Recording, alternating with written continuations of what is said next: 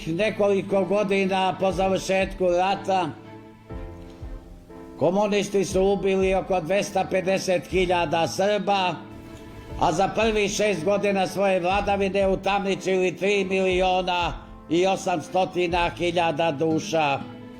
I moram da vam kažem da su komunisti, srpski komunisti, našu Svetu Gračanicu pretvorili u krvavu tamnicu. Sve monaške kelije bile su pretvorene u zatvorske ćelije u kojima je lomljena kičma onim Srbima koji za bratstvenike nisu mogli da izaberu dojučerašnje šiptarske baliste i fašiste. Moram da vam kažem da su naši sveti dečani bili pretvoreni u političku školu koja je nosila ime Josipa Broza Tita.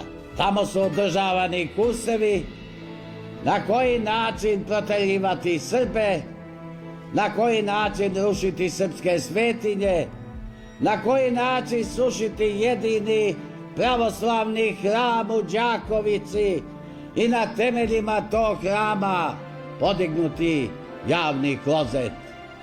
Ja znam da ste i vi poput mnogih gradova uzvikivali onaj slogan "Bando crvena, bando crvena".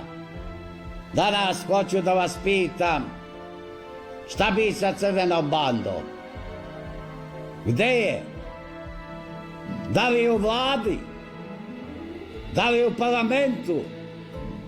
Da li među ministrima, ambasadorima, među konzulima?